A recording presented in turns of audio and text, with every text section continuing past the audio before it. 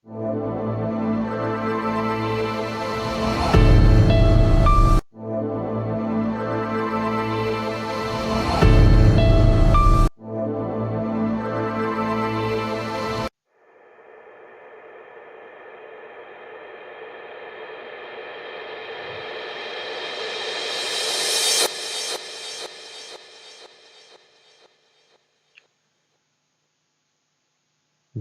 10 વિષય વિજ્ઞાન chapter number 2 acid base અને ક્ષાર એનો ભાગ 3.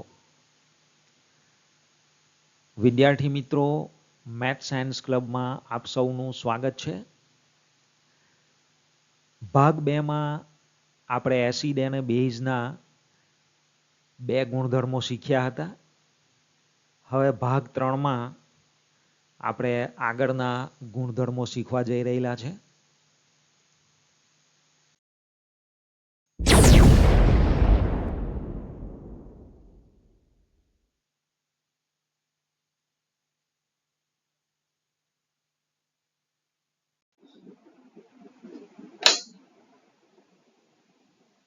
વિદ્યાર્થી મિત્રો, હવે આપણે એસિડ અને બેઝનો ત્રીજો રાસાયણિક ગુણધર્મ એનો અભ્યાસ કરીશું. તો ત્રીજો ગુણધર્મ છે બેઝ વત્તા એસિડ કે એસિડ વત્તા બેઝ gives ક્ષાર વત્તા પાણી. એટલે કે બેઝની એસિડ સાથેની રાસાયણિક પ્રક્રિયા અથવા તો એસિડની બેઝ સાથેની રાસાયણિક પ્રક્રિયાથી ક્ષાર અને પાણી બને છે. તો વિદ્યાર્થી મિત્રો, એના પરથી આપણને એક પ્રશ્ન પૂછી શકાય કે તટસ્થીકરણની પ્રક્રિયા કોને કહે છે? 2 ઉદાહરણો આપો.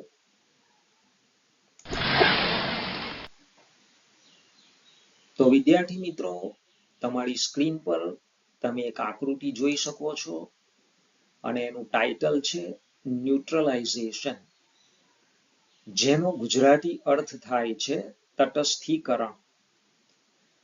તો આપણે અહીં જોઈ શકીએ છીએ કે એસિડ અને બેઝ એ બંનેને કોઈ એક પાત્રમાં ઉમેરવામાં આવે તો એ બંને વચ્ચે રાસાયણિક પ્રક્રિયા થશે અને સોલ્ટ પ્લસ વોટર, સોલ્ટ એટલે ક્ષાર અને પાણી બને છે. તો વિદ્યાર્થી મિત્રો, તમને પ્રશ્ન 12 નો જવાબ હવે ખ્યાલ આવી ગયો હશે. તો આપણે જવાબ તૈયાર કરીશું કે જે પ્રક્રિયામાં એસિડ અને બેઝ વચ્ચે પ્રક્રિયા થઈ ક્ષાર અને પાણી બને છે તે પ્રક્રિયાને તટસ્થીકરણ પ્રક્રિયા કહે છે. હવે આપણે એના જુદા જુદા 2 ઉદાહરણ લખવાના છે. તો પહેલું ઉદાહરણ છે સોડિયમ હાઇડ્રોક્સાઇડ કે જે બેઝ છે NaOH વત્તા hydrochloric acid HCl gives sodium chloride નામનો ક્ષાર બને છે NaCl વત્તા પાણી H2O, અને આ રાસાયણિક સમીકરણ સમતોલિત છે. હવે આપણે તટસ્થીકરણ પ્રક્રિયાનું બીજું ઉદાહરણનો અભ્યાસ કરીશું.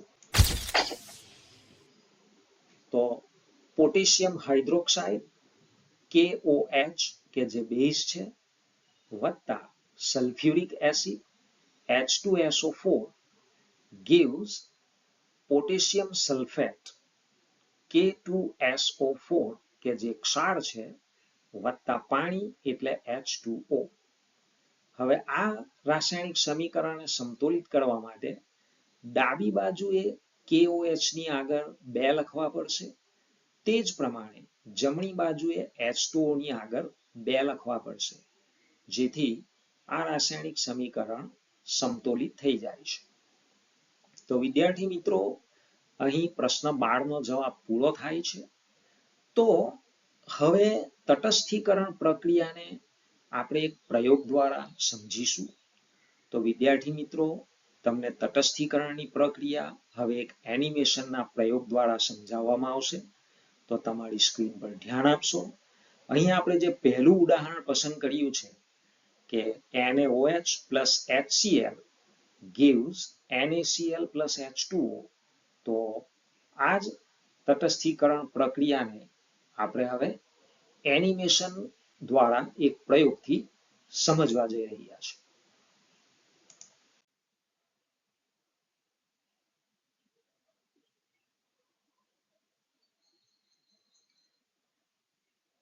તો વિદ્યાર્થી મિત્રો, એ પ્રયોગ પરથી જ આપણને એક પ્રશ્ન પૂછી શકાય, તેની આપણે ચર્ચા કરીશું અને ત્યારબાદ એ પ્રયોગ આપણે કરીશું.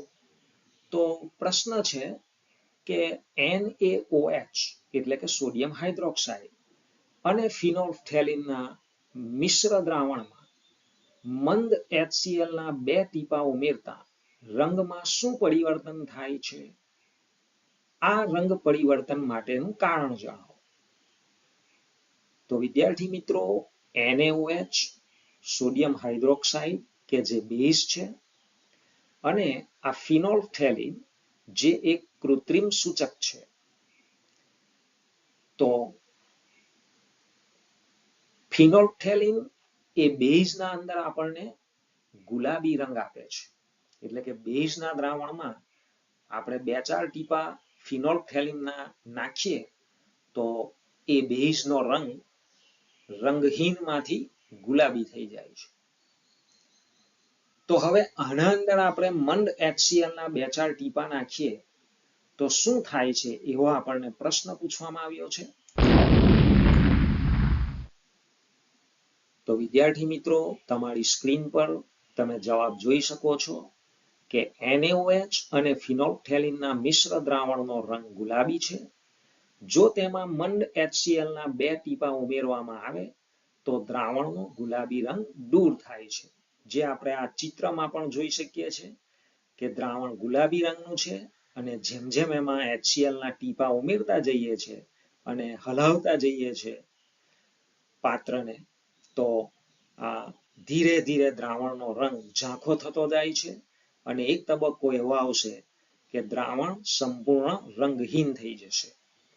તો વિદ્યાર્થી મિત્રો, આ રંગ પરિવર્તન માટેનું કારણ આપણે આપવાનું છે. તો બીજા મુદ્દામાં એનો જવાબ છે કે આ રંગ પરિવર્તન થવાનું કારણ એ તટસ્થીકરણની પ્રક્રિયા છે કે NaOH બેઝનું HCl એસિડ દ્વારા તટસ્થીકરણ થઈ ગયું છે, જેમાં એસિડ દ્વારા બેઝની અસર નાબૂદ થાય છે.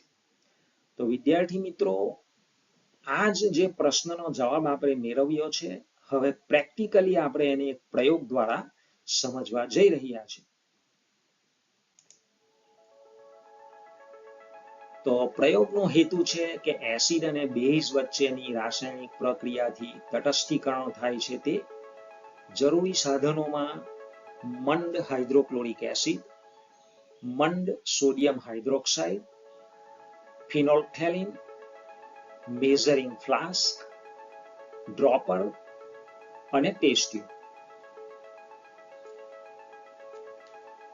મેઝરિંગ ફ્લાસ્કમાં આશરે 5 ml જેટલું હાઇડ્રોક્લોરિક એસિડનું દ્રાવણ લો અને તેને એક ટેસ્ટ ટ્યુબમાં નાખો.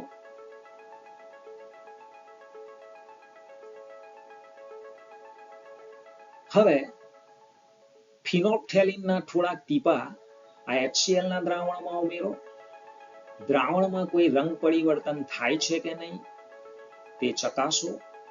તો વિદ્યાર્થી મિત્રો, અવલોકન દ્વારા આપણને ખબર પડે છે કે હાઇડ્રોક્લોરિક એસિડના દ્રાવણમાં ફિનોલ્ફથેલિનના ટીપા ઉમેરતા તેના રંગમાં કોઈ ફરક પડતો નથી.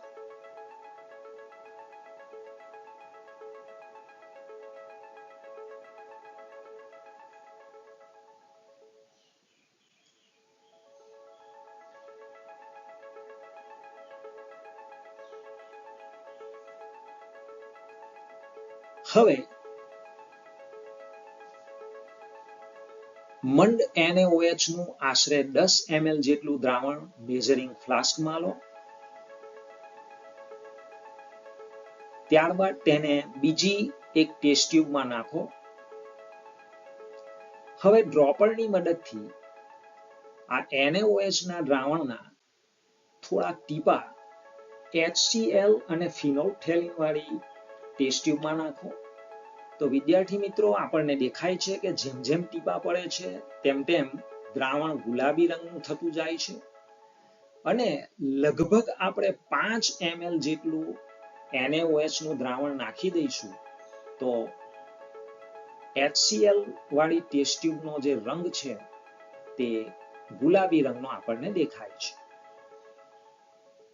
તો વિદ્યાર્થી મિત્રો આપણું અવલોકન છે કે લગભગ 5 ml જેટલું સોડિયમ હાઇડ્રોક્સાઇડનું દ્રાવણ હાઇડ્રોક્લોરિક એસિડ અને ફિનોલ્ફથેલિનના મિશ્રણમાં નાખતા દ્રાવણનો રંગ બદલાઈને ગુલાબી થઈ જાય છે.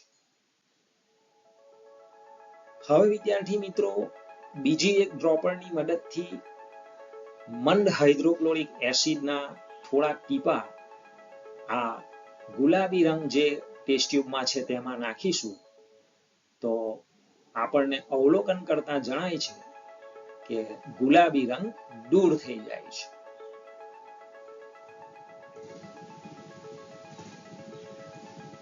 તો હાઇડ્રોક્લોરિક એસિડના થોડા ટીપા ગુલાબી રંગના સોલ્યુશનમાં નાખતા તે ધીરે ધીરે રંગહીન થઈ જાય છે. તો વિદ્યાર્થી મિત્રો આ આપણને બતાવે છે કે એસિડ અને બેઝને ભેગા કરવામાં આવે અથવા તો બેઝ અને એસિડને ભેગા કરવામાં આવે તો તટસ્થીકરણની પ્રક્રિયા થાય છે અને ક્ષાર અને પાણી બને છે.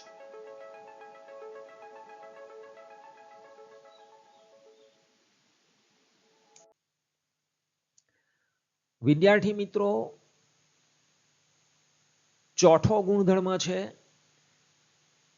ચોથો રાસાયણિક ગુણધર્મ કે ધાતુ ઓક્સાઇડ વત્તા એસિડ gives ક્ષાર વત્તા પાણી.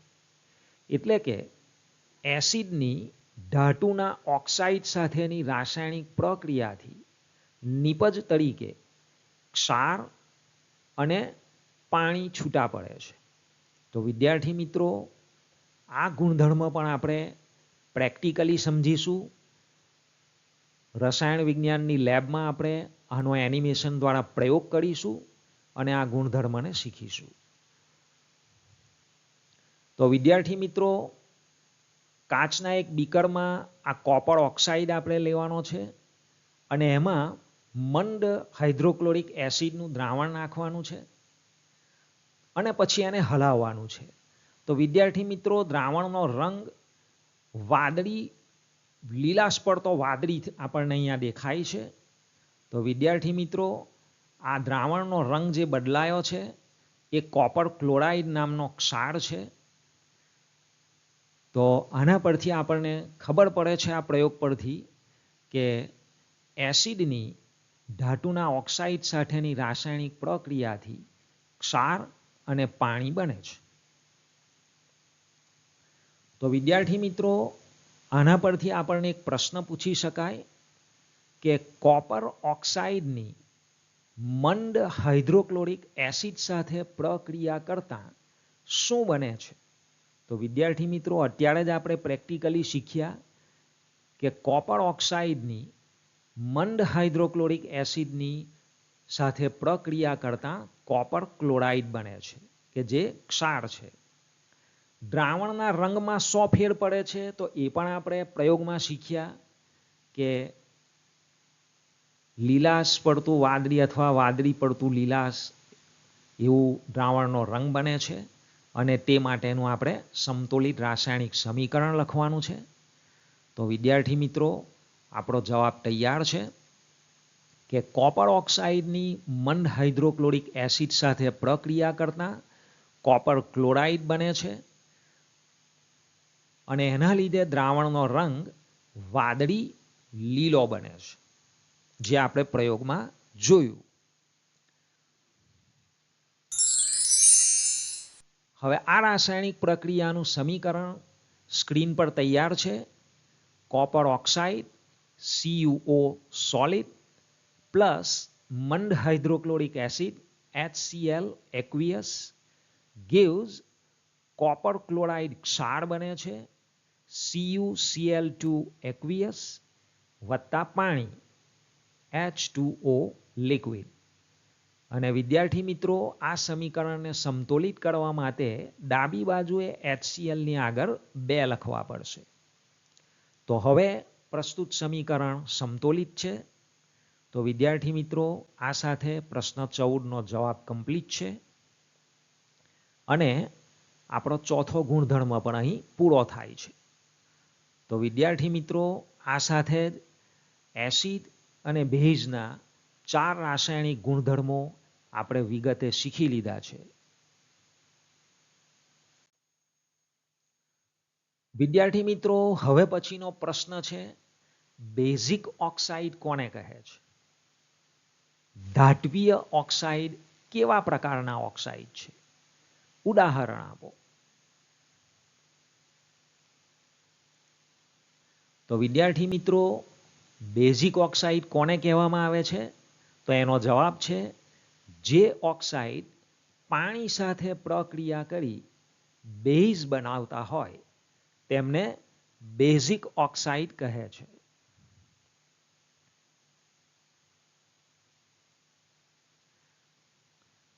તો ધાત્વીય ઓક્સાઇડ કેવા પ્રકારના ઓક્સાઇડ છે? વિદ્યાર્થી મિત્રો ધાત્વીય ઓક્સાઇડ એટલે ધાતુના ઓક્સાઇડ. તો એનો જવાબ છે કે ધાત્વીય ઓક્સાઇડ એ બેઝિક ઓક્સાઇડ છે. શા માટે? કારણ કે તેઓ પાણી સાથે પ્રક્રિયા કરી બેઝ બનાવે છે. તો અહીંયા આપણી પાસે ઉદાહરણ માંગેલું છે. તો ઉદાહરણ તૈયાર છે. Na2O solid means sodium oxide. તો વિદ્યાર્થી મિત્રો આ સોડિયમ ઓક્સાઇડ એ સોડિયમ નામની ધાતુનો ઓક્સાઇડ છે વત્તા પાણી એટલે H2O લિક્વિડ. આ બે વચ્ચે રાસાયણિક પ્રક્રિયા થશે અને સોડિયમ હાઇડ્રોક્સાઇડ નામનો એક બેઝ તૈયાર થશે NaOH એક્વિયસ. વિદ્યાર્થી મિત્રો સમીકરણને સમતોલિત કરવા માટે જમણી બાજુએ NaOH ની આગળ 2 લખવા પડશે. તો વિદ્યાર્થી મિત્રો અહીં આપણો જવાબ કમ્પ્લીટ થાય છે અને હવે આ જ પ્રશ્નને આપણે પ્રેક્ટિકલી સમજીશું કે ધાતુના ઓક્સાઇડ એ સ્વભાવે કેવા છે? તો કે સ્વભાવે બેઝિક છે અને એની ચકાસણી આપણે લિટમસ પેપરની મદદથી કરી શકીએ અને આપણે સમજવા માટે કેમિસ્ટ્રી લેબમાં ફરી એક પ્રયોગ કરીશું અને સમજીશું કે ધાતુના ઓક્સાઇડ એ સ્વભાવે બેઝિક છે એટલે કે બેઝ છે, બેઝ તરીકેના ગુણધર્મો ધરાવે છે. વિદ્યાર્થી મિત્રો આ સિવાયના બીજા પણ ધાતુના ઓક્સાઇડ અત્રે ઉદાહરણ સ્વરૂપે રજૂ કરેલા છે. આ Na2O સોડિયમ ઓક્સાઇડનું તો ઉદાહરણ આપણે ઉપર લીધેલું છે. એ સિવાય MgO magnesium oxide, CaO calcium oxide, BaO barium oxide. તો વિદ્યાર્થી મિત્રો આપણે મેગ્નેશિયમ ઓક્સાઇડનો પ્રયોગ હવે કેમિસ્ટ્રી લેબમાં કરવા જઈ રહેલા છે. તો ધાત્વીય ઓક્સાઇડ અથવા તો ધાતુના ઓક્સાઇડ કેવા પ્રકારના ઓક્સાઇડ છે? તો એ પ્રશ્ન આપણે શીખ્યા કે તેઓ સ્વભાવે બેઝ છે અથવા બેઝિક છે. તો એ માટેના પ્રયોગ માટે રેડી થઈ જાઓ.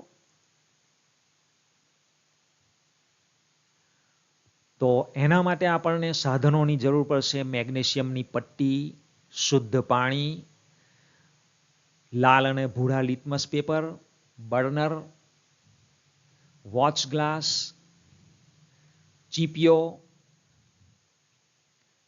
તો વિદ્યાર્થી મિત્રો એક મેગ્નેશિયમની પટ્ટી લેવાની છે અને એ મેગ્નેશિયમની પટ્ટીને ચીપિયા વડે આપણે પકડીશું અને બર્નરના ઉપર એ મેગ્નેશિયમની પટ્ટીને ગરમ કરીશું. તો વિદ્યાર્થી મિત્રો મેગ્નેશિયમની પટ્ટી ખૂબ જ પ્રકાશિત જ્યોતથી સરકશે અને ગરમી ઉત્પન્ન કરશે. વિદ્યાર્થી મિત્રો ચેપ્ટર નંબર 1માં પણ આપણે આ પ્રયોગ કરેલો છે કે મેગ્નેશિયમની પટ્ટીને ગરમ કરતા તે જગાડા મારતી પ્રજ્વલિત જ્યોતથી સળગે છે અને મેગ્નેશિયમ ઓક્સાઇડનો પાવડર તૈયાર કરે છે. તો વિદ્યાર્થી મિત્રો, મેગ્નેશિયમ પોતાના 2 ઇલેક્ટ્રોન ઓક્સિજનને આપી દે છે અને 2 MgO મેગ્નેશિયમ ઓક્સાઇડ તૈયાર કરે છે. તો હવે આ ધાતુનો ઓક્સાઇડ તૈયાર છે. MgO કાચના વોચ ગ્લાસમાં આપણે જોઈ શકીએ છીએ. એમાં આપણે ડિસ્ટિલ વોટર થોડુંક નાખીશું અને એને કાચના સળિયાથી હલાવીશું, જેથી મેગ્નેશિયમ ઓક્સાઇડનું દ્રાવણ તૈયાર થશે અને એમાં આપણે આ લાલ લિટમસ પત્રને નાખ્યું છે, હવે ભૂરા લિટમસ પત્રને નાખ્યું છે. વિદ્યાર્થી મિત્રો, આપણે જોઈ શકીએ છીએ કે શું રંગ પરિવર્તન થાય છે. તો લાલ લિટમસ પત્ર ભૂરા રંગનું બને છે અને ભૂરું લિટમસ પત્ર તેવું ને તેવું જ રહે છે. તો મેગ્નેશિયમની પટ્ટીને હવામાં સળગાવતા મેગ્નેશિયમ ઓક્સાઇડ નામની રાખ તૈયાર થાય છે અને એને પાણીમાં આપણે ઓગાળીએ છીએ તો મેગ્નેશિયમ હાઇડ્રોક્સાઇડ બને છે, જેનું સૂત્ર છે MgO + H2O gives MgOH2. તો આ મેગ્નેશિયમ હાઇડ્રોક્સાઇડ જે છે MgOH2 એ સ્વભાવે બેઝિક છે, જે ભૂરા લિટમસ પત્રને લાલ બનાવે છે એ આપણે જોયું. તો વિદ્યાર્થી મિત્રો, પ્રસ્તુત પ્રશ્નનો જવાબ આપણે પ્રેક્ટિકલી સમજ્યા છે એક પ્રયોગ દ્વારા. તો ધાત્વીય ઓક્સાઇડ કેવા પ્રકારના ઓક્સાઇડ છે, તો એનો જવાબ હવે તમે આપી શકો છો કે ધાત્વીય ઓક્સાઇડ સ્વભાવે બેઝિક ઓક્સાઇડ છે. હવે પછીનો વિદ્યાર્થી મિત્રો પ્રશ્ન છે કે એસિડિક ઓક્સાઇડ કોને કહે છે? અધાત્વીય ઓક્સાઇડ કેવા પ્રકારના ઓક્સાઇડ છે? અધાત્વીય ઓક્સાઇડ એટલે અધાતુના ઓક્સાઇડ. ઉદાહરણ આપો. તો વિદ્યાર્થી મિત્રો, આ પ્રશ્નને પણ આપણે એક પ્રેક્ટિકલ એક પ્રયોગ દ્વારા સમજીશું અને એનો જવાબ તૈયાર કરીશું. તો વિદ્યાર્થી મિત્રો, એસિડિક ઓક્સાઇડ કોને કહે છે તેનો જવાબ તમારી સ્ક્રીન પર તૈયાર છે કે જે ઓક્સાઇડ પાણી સાથે પ્રક્રિયા કરી એસિડ બનાવતા હોય તેમને એસિડિક ઓક્સાઇડ કહે છે. ત્યાર પછીનો પ્રશ્ન છે અધાત્વીય ઓક્સાઇડ કેવા પ્રકારના ઓક્સાઇડ છે, એટલે કે અધાતુના ઓક્સાઇડ કેવા પ્રકારના છે, એમનો સ્વભાવ કેવો છે? તો અધાત્વીય ઓક્સાઇડ એસિડિક ઓક્સાઇડ છે, કારણ કે તેઓ પાણી સાથે પ્રક્રિયા કરી એસિડ બનાવે છે. હવે આપણને એના ઉદાહરણ પૂછ્યા છે. તો પહેલું ઉદાહરણ તૈયાર છે. SO2 ગેસ એટલે કે સલ્ફર ડાયોક્સાઇડ વાયુ પ્લસ H2O લિક્વિડ એટલે કે પાણી સાથે પ્રક્રિયા કરીને H2SO3 એટલે કે સલ્ફ્યુરસ એસિડ તૈયાર કરે છે. તો વિદ્યાર્થી મિત્રો, આ જે પ્રક્રિયા છે સલ્ફર ડાયોક્સાઇડ વાયુની પાણી સાથેની, અને એનાથી જે સલ્ફ્યુરસ એસિડ તૈયાર થાય છે, તો તેને આપણે કેમિસ્ટ્રી લેબમાં એક પ્રયોગ દ્વારા સમજીશું. બીજા પણ અન્ય ઉદાહરણો છે અધાત્વીય ઓક્સાઇડના કે જેઓ સ્વભાવે એસિડિક હોય છે. તો SO2 નું તો ઉદાહરણ આપણે ઉપર જોયું. એ સિવાય Cl2O7, CO2, N2O5, તો આ બધા એ અધાત્વીય ઓક્સાઇડ છે કે જેઓ સ્વભાવે એસિડ તરીકેના ગુણધર્મો ધરાવે છે, એટલે કે એસિડિક છે. તો વિદ્યાર્થી મિત્રો, આપણો પ્રશ્ન છે અધાત્વીય ઓક્સાઇડ એટલે કે અધાતુના ઓક્સાઇડ કેવા પ્રકારના ઓક્સાઇડ છે. તો આપણે થિયરી એની અત્યારે જ શીખ્યા કે અધાત્વીય ઓક્સાઇડ એ એસિડિક હોય છે, સ્વભાવે એસિડ તરીકેના ગુણધર્મો ધરાવે છે. તો એને સમજવા માટે આપણે એક પ્રયોગ કરીશું.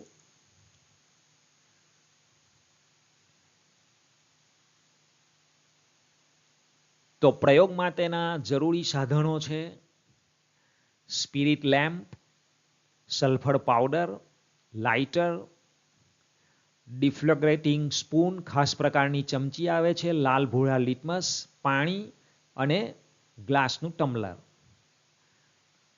તો ખાસ પ્રકારની ચમચીમાં સલ્ફરનો પાવડર આપણે લઈશું અને એ સલ્ફરના પાવડરને સ્પિરિટ લેમ્પના ઉપર આપણે ગરમ કરીશું, જેથી સલ્ફરનો પાવડર સરકશે. તેને કાચના ટમ્બલરમાં આપણે પાણી લઈશું અને આ ટમ્બલરમાં હવે આ ખાસ પ્રકારની ચમચીમાં જે સલ્ફર વાયુ સળગી રહેલો છે એને બંધ કરીશું, જેથી પાત્રમાં સલ્ફર ડાયોક્સાઇડ વાયુ પેદા થશે. હવે આ પાત્રને બરાબર હવાચુસ્ત બંધ કરીને એને બરાબર હલાવીશું, જેથી કરીને સલ્ફર ડાયોક્સાઇડ એ પાણીમાં ઓગળે. અને હવે આ જે દ્રાવણ તૈયાર થયું છે તેને કાચના વોશ ગ્લાસમાં લઈને પહેલાં તેમાં લાલ લિટમસ પત્રને નાખીશું, ત્યાર પછી ભૂરા લિટમસ પત્રને નાખીશું અને શું રંગ પરિવર્તન આવે છે તે આપણે જોઈશું. તો વિદ્યાર્થી મિત્રો, આપણું અવલોકન છે કે લાલ લિટમસ પત્રનો કલર બદલાતો નથી, પરંતુ ભૂરું લિટમસ પત્ર લાલ બને છે. તો વિદ્યાર્થી મિત્રો, એ ભૂલા એટલે કે એસિડ ભૂરા લિટમસને લાલ બનાવે છે. એટલે કે કોઈ પણ અધાત્વીય ઓક્સાઇડ પાણી સાથે પ્રક્રિયા કરીને એસિડિક સ્વભાવ ધરાવતા થઈ જાય છે. સલ્ફરને આપણે હવામાં બાળીએ છીએ તો સલ્ફર ડાયોક્સાઇડ વાયુ બને છે કે જે પાણીમાં ઓગળીને સલ્ફ્યુરસ એસિડ બનાવે છે. સલ્ફર વત્તા oxygen gives sulphur dioxide, sulphur dioxide વત્તા પાણી ગીવ્સ સલ્ફ્યુરસ એસિડ કે જે ભૂરા લિટમસને લાલ બનાવે છે. તો વિદ્યાર્થી મિત્રો, પ્રસ્તુત પ્રશ્નનો જવાબ આપણે એક પ્રયોગ દ્વારા શીખ્યા કે અધાત્વીય ઓક્સાઇડ કેવા પ્રકારના ઓક્સાઇડ છે. તો અધાત્વીય ઓક્સાઇડ સ્વભાવે એસિડિક હોય છે.